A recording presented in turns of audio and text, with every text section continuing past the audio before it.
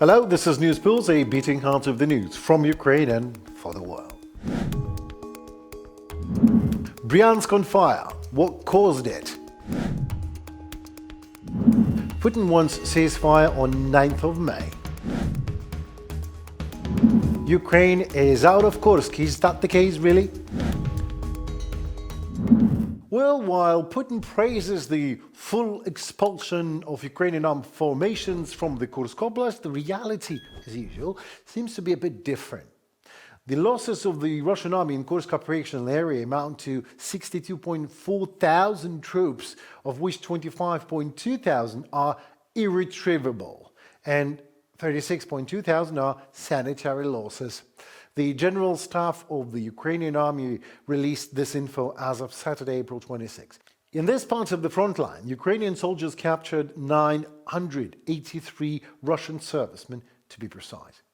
The total losses of the DPRK army in the Kursk direction amount to more than 4,500 killed and wounded, the Ukrainian General Staff also confirms.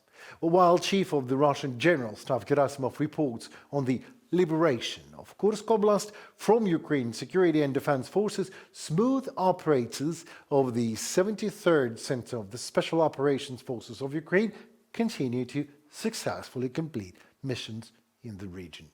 Only yesterday, a group of the 73rd SOF Center in Kursk region destroyed an entire group of soldiers from the enemy's 810th Marine Brigade during special operations. As a result, the SOF operators also forced 2 enemy soldiers to surrender.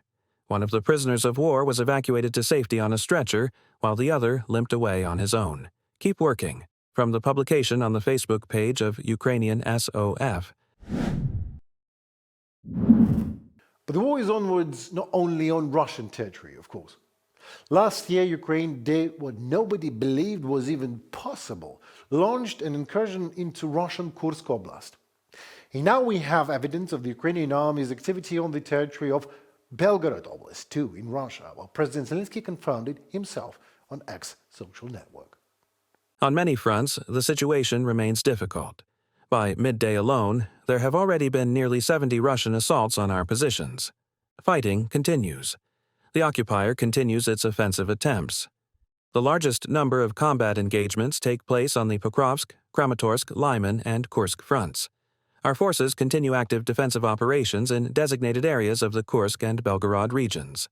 Volodymyr Zelensky, President of Ukraine, on X social network.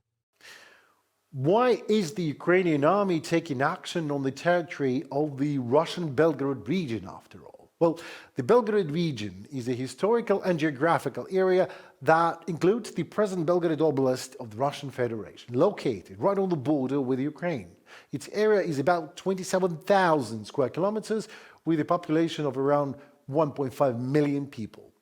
The administrative center is the city of Belgorod, and the region borders to Ukraine's Sumy, Kharkiv and Lugansk regions, highlighting its close ties to Ukrainian lands, as it is part of the historical Slobozhanщina region. And active actions there mean that Russians won't be able to march into the Sumy region in Ukraine rapidly and unnoticed. They will already have to cross fortified defense lines that will allow to slow them down significantly. Ukrainian attack drones successfully raid Russian military microelectronics plant Kremny-L, Silicon L in English. The attack lasted several hours in the night in Bryansk city. Eyewitnesses report about at least 10 explosions. Bryansk region governor Alexander Bohomaz said that a person was allegedly killed in the drone attack. The Kremny-L plant produces microchips, obviously for Russian air defense and Iskander ballistic missiles. The last time Ukrainian drones successfully attacked this plant was in January.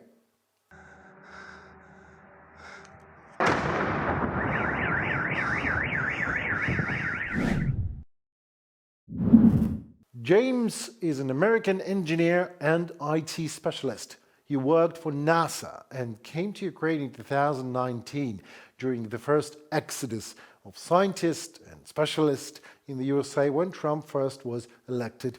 He spent then years in our country and joined the Ukrainian army just recently, and his best contribution for now is a replacement of Elon Musk's Starlink. James claims to have developed a system that is up to 6 times faster and does not even depend on whims of the private enterprise managers, just like the Starlink shutdowns, you remember, in the first months of Ukrainian counteroffensive? Hear more from James himself in his detailed and honest interview to UATV with operator Starsky as our host. What brought you to Ukraine, and how did you end up wearing the Ukrainian military uniform? I came to Ukraine in 2019, so before the full-scale invasion, and I came here really to live. I traveled around Europe.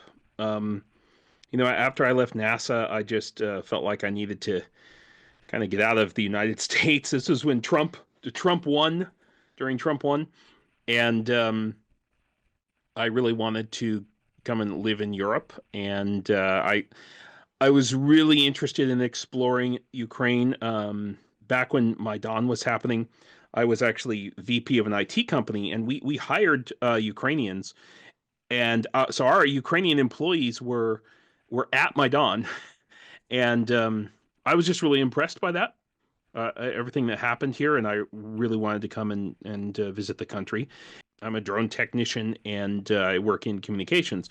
So the current project that I am heading up right now for my unit is to replace Starlink on the front lines, and that's a really big project. I'm heading up a whole team for that, and we've been incredibly successful.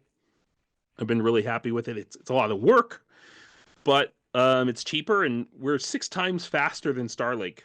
James, in your opinion, based on what's happening in the United States nowadays, is there a risk of losing the Starlink connection in Ukraine?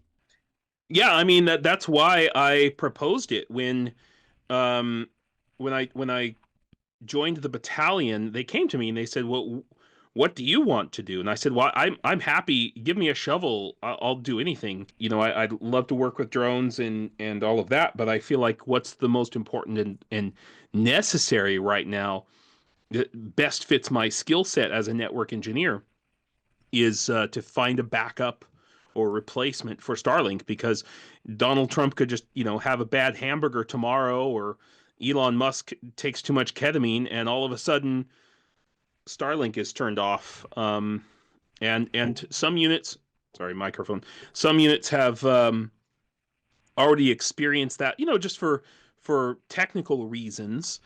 But also, as we know, at the start of the war, where Elon Musk just flipped it off, and it was a disaster. And so it's just it's not a risk that we can take militarily. Developing an alternative system for satellite communication is vital for army logistics and communication, because single-handed decisions of people who have the kill switch in their disposal obviously endanger Ukrainian soldiers on the front line and risk wasting entire operations of armed forces of Ukraine.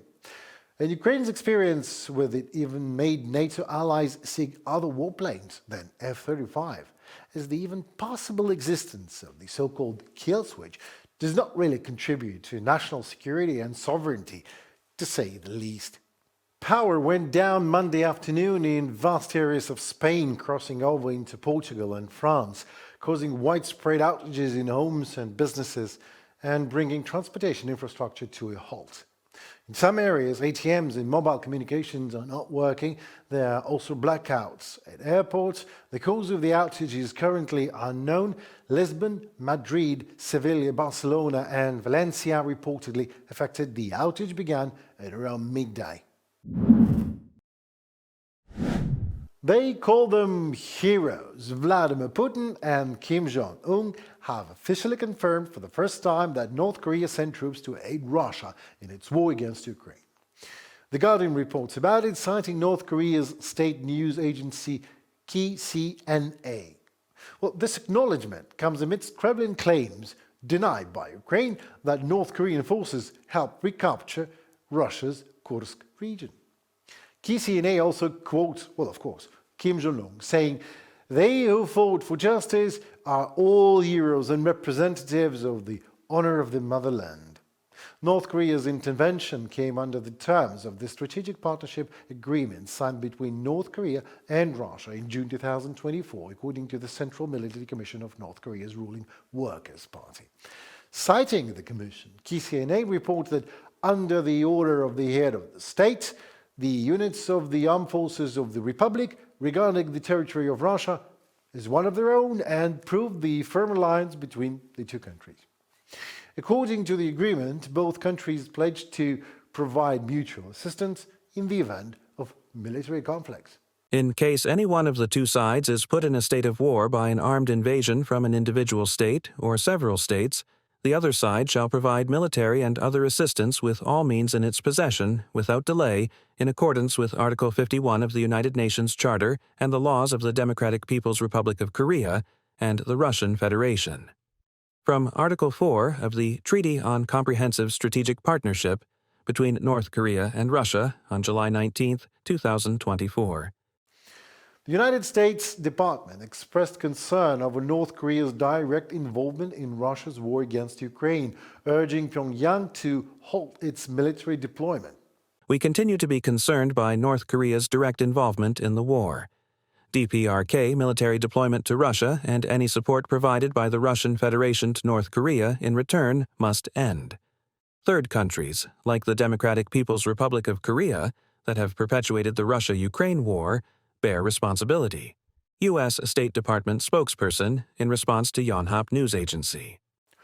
Previously, Kremlin spokesperson Dmitry Mouthpiece Peskov repeatedly denied the presence of North Korean troops on the battlefield, dismissing any reports as yet another information hoax. Well, now Russia denied the involvement of North Korean soldiers and even falsified their documents, passing them off as Buryats and other ethnic minorities within Russia.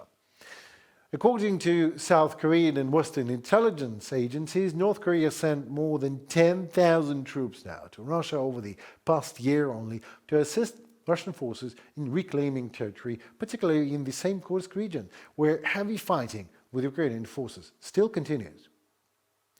In addition to sending soldiers, North Korea has continued to supply Russia with large quantities of ammunition and weapons, including short-range missiles, self-propelled howitzers and rocket launchers, according to the South Korean Joint Chiefs of Staff. However, North Korean forces have suffered heavy losses indeed. Ukrainian President Volodymyr Zelensky reported in January 2025 that up to 4,000 North Korean soldiers had been killed, though official US and South Korean sources estimate a lower figure, around 1,200 fatalities. US President Donald Trump has again called on Russian dictator Vladimir Putin to demonstrate his commitment to peace, sorry for that, and stop his fighting in Ukraine.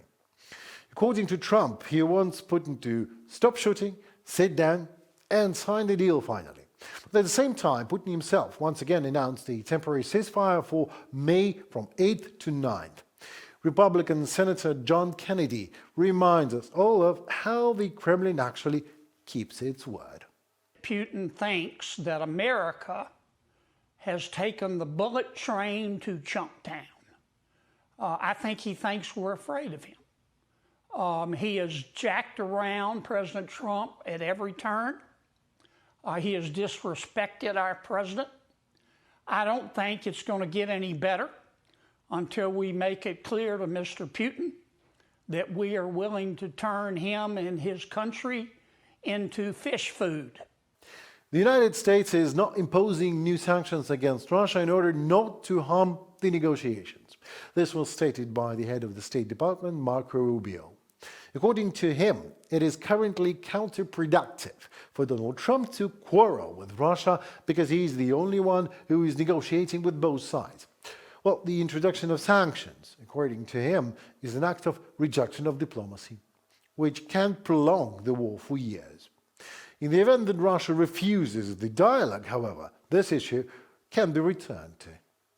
The decline in Russia's oil and gas revenues may lead to higher taxes, according to economists speaking to Reuters and the Moscow Times. When planning the 2025 budget, the Kremlin had based projections on selling oil at $70 per barrel. However, by April, the average price had dropped to $50 per barrel. As a result, Russia's treasury has already lost 10% of its expected revenue in the first quarter of this year. In 2025, the Kremlin plans to spend a record 13.5 trillion rubles on the war. Economists note that this year the Kremlin launched the largest tax reform in decades, resulting in higher income taxes, increased excise duties, and rising fuel prices. Nevertheless, these are not expected to be the last changes to Russia's tax system, as natural resource revenues currently account for 1 in every 4 rubles of government income, according to the Finance Ministry. Resource rent is an unstable source of income and over the long term will diminish or even disappear entirely. Therefore, the Finance Ministry sees its task as building a tax policy and administration system that minimizes these risks, given the volatility of rent revenues in the future. Anton Siluanov, Minister of Finance of Russia, speaking at the ministry meeting. Analysts point out that the fall in oil prices has been driven by trade tariff wars initiated by Donald Trump. Although the U.S. president has announced a 90-day pause, instability on the markets persists. Oil exporting countries intend to increase production, which is expected to further push prices down, according to the International Energy Agency. We talk about uncertainties, oil markets coming and on the top of it. But when I look at the numbers, our numbers, this year we expect the oil demand to increase about 700,000 barrels per day, and the production growth is significantly higher than that. In that context, if there are no other surprises, we may expect the oil prices seeing a downward pressure further. OPEC countries, which account for 40% of global oil production, have agreed to increase daily output by 18%, about 411,000 barrels, starting in May. Analysts believe that, in the current crisis, countries will be competing aggressively for market share, and Russia could be squeezed out by its competitors. Because Russia produces so many resources, it has been violating OPEC Plus agreements. Saudi Arabia now wants to put Russia in its place. Saudi Arabia, which previously saw high oil prices, has, according to the Financial Times, abandoned that strategy. Instead of focusing on keeping oil prices high, they are now prioritizing market share, and they intend to push out other players, including Russia. Against the backdrop of falling oil revenues, Russia's central bank plans to maintain a tight monetary policy. In October 2024, the regulator raised the key interest rate to 21%, the highest level since 2003. Under the current conditions, lowering the rate is not an option, according to the head of Russia's central bank, Elvira Nabiullina. We have downgraded our forecast for global economic growth and slightly lowered our oil price estimates because oil is the main channel through which tariff wars impact the Russian economy. These conflicts are driving down the prices of our key export goods. Risks remain, and to bring down inflation, we need to maintain tight monetary conditions for an extended period. On June 6th, the Central Bank of Russia will once again review its key interest rate. Analysts predict it will remain unchanged. The bank itself acknowledges that strict monetary policy is having a negative impact on business activity in Russia. According to Reuters, citing sources, the regulator is awaiting a new draft budget that will account for the new global economic realities and the lower oil revenues. Reported by Andriy Dmitrenko, UATV News. Thank you for being with us. I'm Henry Keane, and that was News Pulse. See you at the next beat.